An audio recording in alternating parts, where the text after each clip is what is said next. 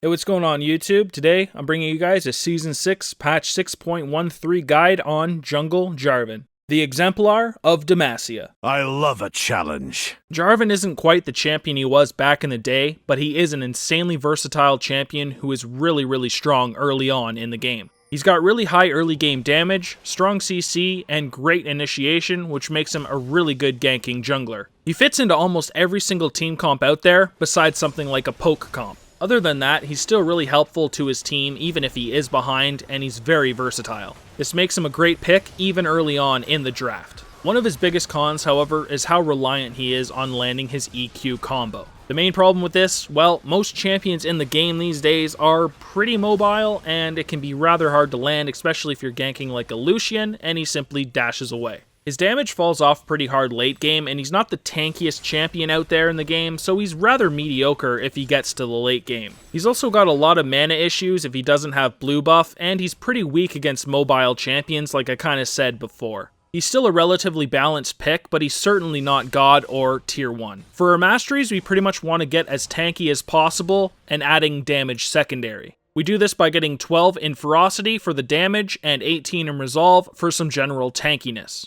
This allows you to get through the jungle quicker and do a bit more damage when you are going for ganks, yet be very tanky when you are in team fights. For our runes, we go 9 greater marks of attack damage, 9 greater seals of armor, 6 greater glyphs of scaling cooldown reduction, 3 greater glyphs of magic resist, and 3 greater quintessences of attack damage. We don't really need the attack speed in our rune page since we have a passive attack speed on our E. Getting the attack damage reds and quints gives us as much DPS as possible, so our jungle clear and ganks are more effective. Generally, we have a bit of an issue getting the 40% cooldown reduction in our item build, so we pick up the 6 greater glyphs of scaling cooldown reduction, so we get 10% at level 18. Other than that, we pick up as much magic resist and armor as we can afterwards, getting as tanky as possible. Our summoners on Jungle Jarvan are Flash and Smite. Flash is basically a summoner you pick up no matter what champion you're playing, except for a few exceptions. This can allow you to chase enemies that are running away where you usually wouldn't be able to catch up to them, so you can finish them off for a kill. You of course can use this as a very reliable escape by jumping over walls if you are low and you wish to try to escape from the enemy champion. Smite, on the other hand, is a 100% requirement as a jungler. This first and foremost actually allows you to clear through the jungle, but also allows you to secure things like Dragon and Baron. The offensive smite you get as well when you have your jungle item is great for ganking, and well, you actually need this to buy a jungle item, which is why there's no alternative. Now we're going to look at each of our abilities, starting with our passive, Martial Cadence.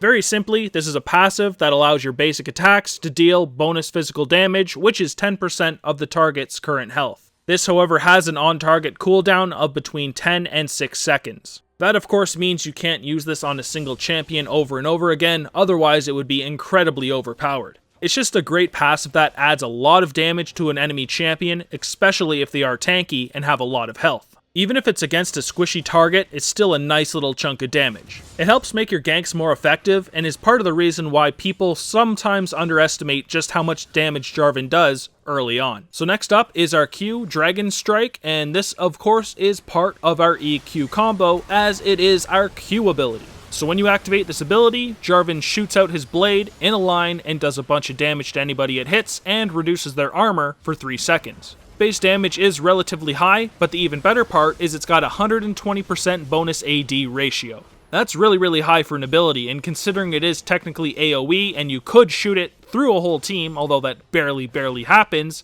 it can do a shitload of damage. It also reduces their armor by 26%, and when you combine this with a Black Cleaver, you are taking off incredible amounts of armor for your team to do a lot of damage. So if your Q hits your Demacian standard, which is of course your E and part of your EQ combo, surprise surprise, it will knock up all enemies in that line for 0.75 seconds. This is a pretty good knock up, and it closes a really nice gap, so it makes your ganks a lot more effective. So next up is Jarvan's W, Golden Aegis. When you activate this ability, it slows all nearby enemies for 2 seconds and shields himself for up to 5 seconds, which is increased if it hits multiple people. Now this ability was also changed in 6.13. It is the same if you get it on a single target, but it gets better than it was before if you're hitting multiple targets. This gives it increased teamfight value. So right now it slows by up to 35%, shields him for up to 170, and the bonus shield per champion is between 20 and 100 based on the rank. Now before 6.13, the base shield was 210. However, the bonus shield per enemy champion was a maximum of 60 per, which is now 100 per. So if you hit one target at maximum rank with this shield, it is the exact same. However, every single target you hit beyond the first makes the 6.13 Golden Aegis much better than the original. They also made the radius go from 500 to 600 in 6.13, which makes it easier to hit multiple champions. This would be a great ability to max second if you knew you were going to be team fighting really early on. In the generic game, however, I would still always max E before W, but W is a very good alternative to max second now. That brings us to our E, Demacian Standard. The first part of the ability is a passive attack speed, which is between 10 and 22% based on the rank of the ability. When he activates it, he throws down his flag and does bonus magic damage to anybody hit. The flag then sits there for 8 seconds and grants sight around it, and provides an aura that grants Demacian Standard's bonus attack speed to nearby allied champions. This of course is also part of the EQ combo. You can use your Q on top of it to go towards the flag and pop up anybody near it. Now although the W change is really nice, I still usually max this one second.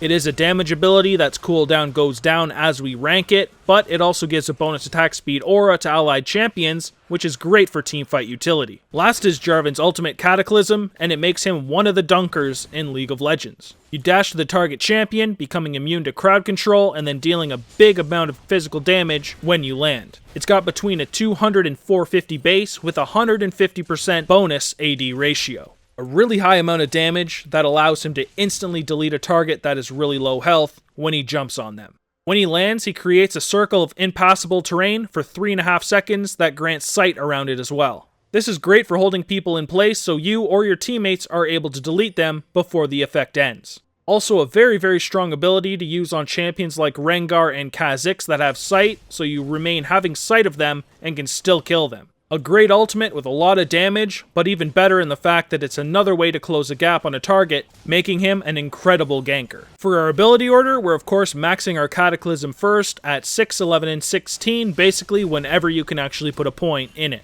We then max our Q, Dragon Strike first, as it provides a lot of damage and an armor shred. Second is our E, Demacian Standard. We put 1 point into this at level 1 for all the attack speed we get passively, and the nice little drop down AoE. Last is our W, Golden Aegis. It's, a really nice shield now that they've changed it, but it's still not as good as our Q and E. I still do max this sometimes if I know there's going to be a lot of forced team fights early, but usually I have to take it last. We just get 1 point into this at level 3 for a decent slow, and then max it later on. Ganking on Jarvan is always really strong, although it does become a lot better post level 6. Now before level 6, we generally want to save our EQ combo for when the enemy lane tries to use their escape. That means if possible, we want to try to run down the lane towards the enemy opponent, slow them with our W, and then follow up with the EQ afterwards. Now there are, of course, many exceptions to this rule. If you're ganking something like an Ashe who doesn't have a built-in escape and they have used their flash recently, you may as well close the gap with EQ. It's also great to combo the EQ on top of an ally CC so you are able to chain CC and you'll generally be able to get your W slow on them before they dash away. Since they're slowed, you can simply walk up, catch them, and delete them afterwards. Now after level 6, this gets a hell of a lot easier because you have 2 different ways of closing a gap. It's really simple. You can EQ into the lane when they try to escape, R onto them, and they're locked in for 3.5 seconds, and you and your teammates can destroy that son of a bitch. Now you are a very effective jungler as long as you can land your EQ combo. You also have a lot of damage in the early game, so you should be roaming around as much as you can looking for ganks so you can get a snowball going yourself or for your teammates. Jarvan is a champion that can get the game snowballing so hard that even if it goes late game where Jarvan falls off, his team will be so far ahead that it doesn't even matter. Look around for those ganks as much as you can because this is where your strength lies. Our item build starts with a Hunter's Talisman, health potions, and a warding totem. You then want to get a full jungle item as soon as you can. So first of all, Stalker's Blade is my favorite one since it does make your ganks a little more effective, but the other 2 alternatives are great as well. Either way, you want to enchant it with either Warrior or Cinderhulk. If you need a strong frontline tank, you want to take the Cinderhulk, and if you want to be able to still delete people and just be a generic bruiser, take the Warrior. Next we pick our boots, and I mostly take the Ninja Tabbies on Jarvan. Merc Treads are great if you're against a high AP CC team, Boots of Mobility are great if you're looking for very fast ganks, and Boots of Swiftness are still great if you're looking for just some generic speed for moving around team fights. So after we get our jungler item and we pick our boots, I almost always pick an offensive item. Now of these 5 listed here, Titanic Hydra and the Black Cleaver are by far my favorites. Since we do have an armor shred on our queue, I almost always get the Black Cleaver to combo that armor shred and be a great addition to a team fight. Titanic Hydra is also fantastic, but it is a more selfish item. This is just to add a bit of damage to yourself and make yourself tankier at the same time. Still a great option, and I kind of alternate between the two, although I would say I get the Black Cleaver around maybe 65 to 70% of the time. So after we choose one of those offensive items, we of course need to pick one defensive item at least. Now as I roam around on Jarvan a ton, I almost always get the Dead Man's Plate first. This gives some nice health and armor, but an even better passive that works great for ganking. All the other defensive options are great as well though. In my usual full build, I will follow it up with a Maw, which is kind of an in-between of an offensive and defensive pickup. Some much needed magic resist in our build, but an even better passive shield that can proc, and some nice added damage. Since Jarvan has a bunch of different ways of getting into the middle of a team fight, I really like Randuin since the activate works great with him. With both the slow from your W and the activate from the Randuins, you can keep people slowed for a very, very long duration. This can help your team get on top of the team if they need to, or kite away if there's something like the AD carry or another squishy champion. So that's pretty much my go-to build on Jungle Jarvan. It's pretty much a mix between half offensive and half defensive. You get some great damage from the Warrior Enchantment, Black Cleaver, and Maw, and some great defensive stats from the Dead Man's Plate, Randuins, and Ninja Tabbies. So that pretty much brings our Jungle Jarvan guide to an end. If you guys did enjoy the video, please like and subscribe as we have League of Legends content coming out every single day.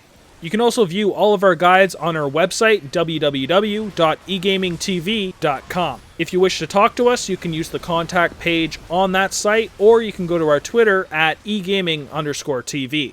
We do our skin giveaways on our Twitter, so if you are interested in the chance to win free skins, head over to Twitter and send us a follow. Other than that, thank you guys a ton for watching. I hope you guys did enjoy the video and found it helpful, and I hope to see you guys around the YouTube channel. Peace.